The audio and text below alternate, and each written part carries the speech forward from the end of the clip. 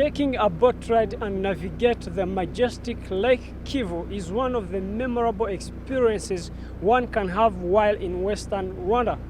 The lake and other attractions along its shores have huge tourism potential, and great effort is being made to exploit them. All that and more ahead in this episode of Doing Business in Rwanda. Welcome, my name is Stephen Muvunyi.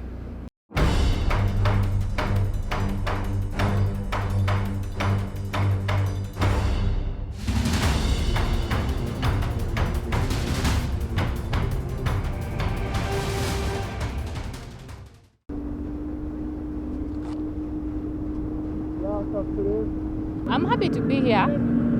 It's a beautiful place. I would encourage people to come here. Beautiful view, calm weather. It's what I would say is it's just beautiful. Everyone should come here. You should come here. Lake Kivu itself is a beautiful place. It's the geographical location of it is amazing. The landscape, the green environment around is so beautiful. Plus, it's very clean. What I can tell people is to experience this riding boat because it is a nice time. It is how can I call it? Sometimes it can be beyond your control, because how I'm feeling, I can advise others to come and experience it, because the time I entered in the boat, I was feeling wow. 89-kilometer long Lake Kivu is endowed with beautiful islands, and in its waters, people can swim, kayak, among other water sports. Hot springs, agricultural farms, and cultural monuments are also attractions that this region boasts of. The water itself, and we've gone through these. You've seen the scenic, view that along the lake from Rubavu up to Rusizi. So it really has that attraction that is unique. And we also have even the Gishwati National Park, which has been, recently developed. But we also have activities to do with, interacting with the communities and with the farms. We do have tea plantations, we have coffee, but also we have cultural areas and historic monuments. Let's mention here Nyamasheke, where the king used to pause before they go to expand the country, like Ijwi. So, in brief, this area is really has potentials for tourism development and attractions. In bid to tap into these potentialities and attract investment, the government and stakeholders organized an annual event dubbed Kivu Belt Festival, which included competitions and exhibitions. This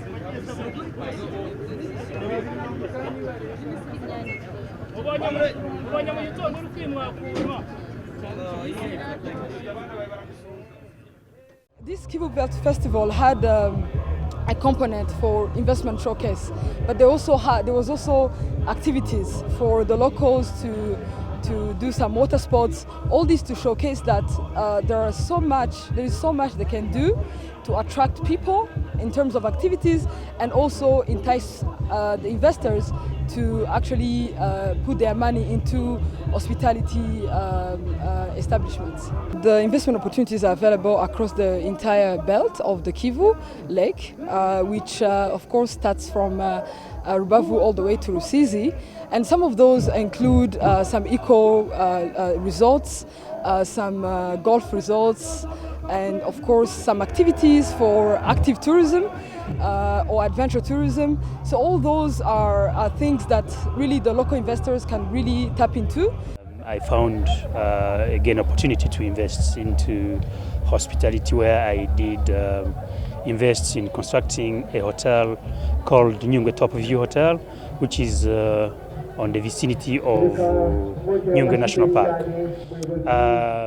So the experience is that certainly when you start businesses, it's not easy, but with time and with the investment of the government into promotion and infrastructure development, we've seen the trend changing, and now I think we are in the right track as the way it used to be in 5 years ago as today. We are really better as now the turnover is promising, and we are seeing more investment coming in. So yeah. It was fun fair in Nyamasheke district where different sports competitions and exhibition of traditional products took place under the inaugural Kivu Belt Festival. This aligns with efforts to diversify tourism products and have more people visit this place and the country at large.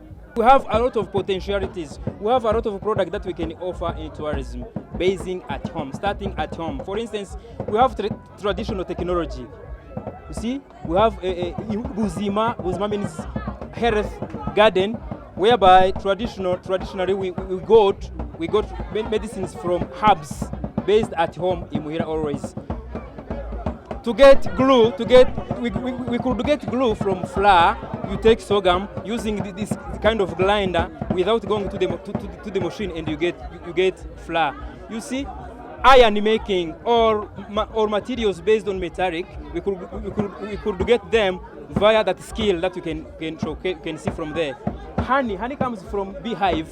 There are people who are interested in seeing traditionally the beehives that we could use. We've got a traditional dance troupe that can entertain you. We've got accommodation based in tents or in cottages. Always remember ecotourism, sensitive to environment. We've got arts, crafts, all made by the community. We've got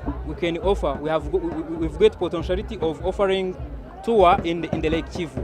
Kivu Belt Festival, it has been so great for us, for it to make us be open to the world. Marketing is very important. We are here to show to the world what we do, based at home always. The 5th Integrated Household Living Conditions Survey shows that poverty in Western Province increased from 45.2% in the previous study to 47.1%, the highest in the country. Specifically, Nyamasheke district is the poorest, and Kivu Belt initiative is expected to help reverse this. This district, according to our data, is the poorest. On another hand, is gifted with a lot of potentialities. So this program has come to remain for a long time to make a tangible impact on local economic development and national development.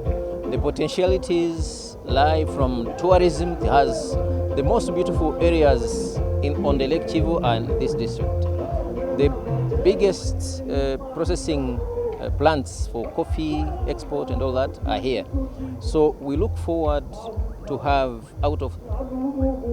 for the next the few years to come, to have a greater tangible impact on local economic development, on local transformation, and a greater impact on our exports, and on impact on expanding our tourism, creating new horizon for tourists, both national tourism and external tourism. So the expectation is high on the impact on both local transformation, but also expanding our tourism destinations. Doubling tourism revenues to $800 million is a target that the government set itself to achieve in the next 5 years. Diversification of tourism products is deemed a critical measure to that ambition. This is going to help us to diversify our tourism revenues because we intend to increase the length of stay of tourists in Rwanda. So this region is perfectly located and has a rich biodiversity and also very scenic places. So for instance, this is the only province with 2 national parks. That alone tells a lot. And of course, tapping into the opportunities within the lake. So this means that we'll be able to offer to continue to offer diversified tourism activities from mountain forest activities to water sports to wellness and all that kind of thing. There is a need for people to know that Rwanda is a tourism destination and moreover an eco-tourism destination, eco-luxury tourism destination. So this strategy allows us to achieve high margins while as well reducing the impact on the environment.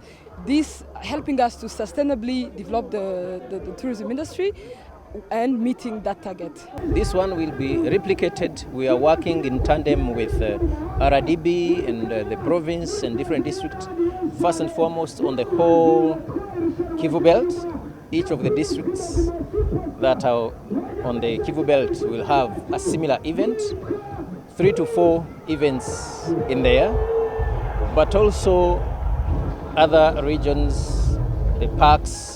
The volcano is already, with the gorilla, is already advanced, but we look really forward to take advantage of this beautiful area, the tourism potential that is here, the investment in processing that is here, the expansion of export agriculture that is very tangible here, but also development of other areas that can create wealth and local transformation. And that wraps up today's episode of Doing Business in Rwanda. You can keep the conversation going by tweeting us at DBI Rwanda or sending an email at dbirra@abn360.com. Thanks for watching.